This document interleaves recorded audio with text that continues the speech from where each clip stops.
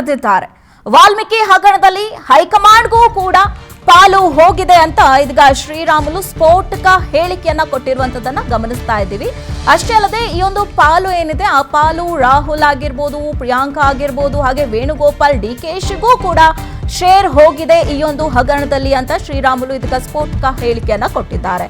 ಅಷ್ಟೇ ಅಲ್ಲದೆ ಎಲ್ಲರೂ ಪಾಲುದಾರರಾದ ಕಾರಣ ನಾಗೇಂದ್ರಗೆ ಇದೀಗ ಮಂತ್ರಿ ಸ್ಥಾನ ಸಿಕ್ಕಿದೆ ಅಂತ ಶ್ರೀರಾಮುಲು ಹೇಳ್ತಾ ಇರುವಂತದ್ದು. ಅಷ್ಟೇ ಅಲ್ಲದೆ ಸತ್ಯವನ್ನ ಬಾಯ್ ಬಿಟ್ರೆ ಎಲ್ಲರೂ ಕೂಡ ಜೈಲಿಗೆ ಹೋಗುವಂತ ಪರಿಸ್ಥಿತಿ ಬರುತ್ತೆ. ಈ ರೀತಿಯಾಗಿ ಬ್ಲಾಕ್ ಮೇಲ್ ಮಾಡಿರುವಂತಹ ವಿಚಾರಕ್ಕೆ ಸಂಬಂಧಪಟ್ಟಂತೆ ಅವರಿಗೆ ಸಚಿವ ಸ್ಥಾನವನ್ನ ಸರ್ಕಾರ ಕೊಟ್ಟಿದೆ ಅಂತ ಇದೀಗ ಶ್ರೀರಾಮುಲು ಹೇಳಿದ್ದಾರೆ. ಅಷ್ಟೇ ಅಲ್ಲದೆ ಹಗರಣದ ಹಣ 1000 ಖಾತೆಗಳಿಗೆ ಹೋಗಿದೆ ಅಂತ ಇದೀಗ ಸ್ಫೋಟಕ ಹೇಳಿಕೆಯನ್ನ ಶ್ರೀರಾಮುಲು ಅವರು ಹೇಳ್ತಾ ಇರುವಂತದ್ದು. ನಾಗೇಂದ್ರ ಅವರು ಅಂದ್ರೆ ಬ್ಲಾಕ್ ಮೇಲ್ ಅನ್ನ ಮಾಡಿ ಈ ಒಂದು ಸಚಿವ ಸ್ಥಾನವನ್ನ ಗಿಟ್ಟಿಸಿಕೊಂಡಿದ್ದಾರೆ ಅಂತ ಒಂದು ಕಡೆ ಇದೀಗ ಬಿಜೆಪಿ ಪಟ್ಟನ್ನ ಹಿಡಿದಿದೆ. ಸಚಿವ ಸ್ಥಾನದಿಂದ ಬಿ ನಾಗೇಂದ್ರ ಅವರು ರಾಜೀನಾಮೆ ಕೊಡಬೇಕು, ಅವರ ತಲೆದಂಡ ಆಗಬೇಕು ಅಂತ. ಇದರ ಮಧ್ಯದಲ್ಲಿ ನಾಗೇಂದ್ರ ಅವರು ನಾನು ಯಾವುದೇ ಕಾರಣಕ್ಕೂ ರಾಜೀನಾಮೆಯನ್ನ ಕೊಡೋದಿಲ್ಲ ಅಂತ ಪಟ್ಟು ಹಿಡಿದು ಕೂತಿದ್ದಾರೆ.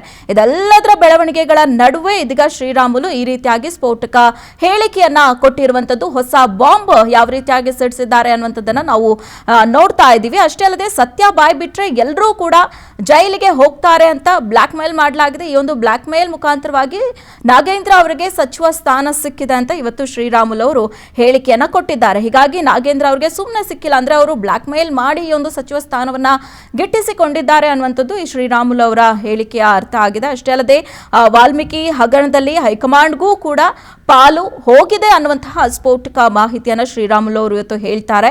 ಹಾಗೆ ಎಲ್ಲರಿಗೂ ಕೂಡ ಕಾಂಗ್ರೆಸ್ನ ದೊಡ್ಡ ದೊಡ್ಡ ತಲೆಗಳಿಗೂ ಕೂಡ ಈ ಒಂದು ವಾಲ್ಮೀಕಿ ಹಗರಣದ ಹಣ ಏನಿದೆ ಆ ಹಣ ರವಾನೆ ಆಗಿದೆ ಅವರು ಕೊಟ್ಟಿದ್ದಾರೆ.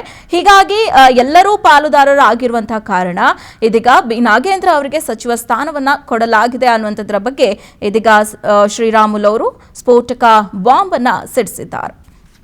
ವ್ಯಕ್ತಿ ಹೈಕಮಾಂಡ್ಗೆ ಎಷ್ಟು ಹಣವನ್ನು ಕಳಿಸಿದೀವಿ ಅನ್ನೋಂಥದ್ದು ನೋಡ್ತಾರ, ಅವ್ರ ಟ್ರ್ಯಾಕ್ ರೆಕಾರ್ಡು ಏನಂದ್ರೆ ಅವ್ರಿಗೆ ಎಷ್ಟು ಕೇಸ್ಗಳು ಇದಾವೆ ಅನ್ನೋಂಥದ್ದು ನೋಡ್ತಾರ, ಎಷ್ಟು ಭ್ರಷ್ಟಾಚಾರ ಮಾಡಿ ಹೈಕಮಾಂಡ್ಗೆ ಎಷ್ಟು ಕಳಿಸಿದಾರೆ ಅನ್ನೋಂಥ ಟ್ರ್ಯಾಕ್ ರೆಕಾರ್ಡ್ ನೋಡ್ತಾರಾಗಲಿ. ಇವತ್ತು ಪ್ರಾಮಾಣಿಕರಾಗಬೇಕಾದ್ರಿಗಿನ ಇದೇ ಸಮುದಾಯದಲ್ಲಿದ್ದಂಥವ್ರು ಭಾಳಷ್ಟು ಮಂದಿ ಇದಾರಲ್ಲ, ಅವ್ರನ್ನ ಮಂತ್ರಿಗಳಾಗಿ ಮಾಡ್ಬೋದಿತ್ತಲ್ಲ, ಇವನ್ನ ಯಾಕೆ ಮಾಡಿದಾರ?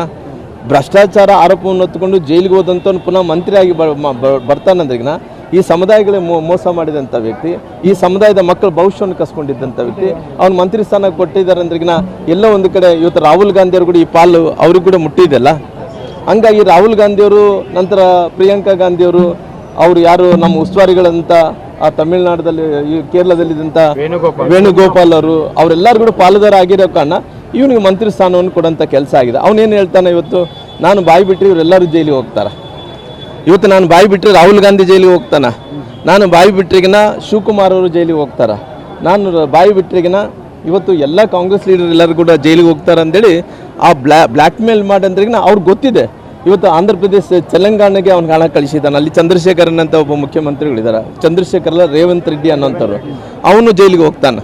ಇವರೆಲ್ಲರೂ ಕೂಡ ಸುಮಾರಿಗೆ 1000 ಅಕೌಂಟ್ಗಳಿಗೆ ಹಾಕಿದ್ದಾರೆ.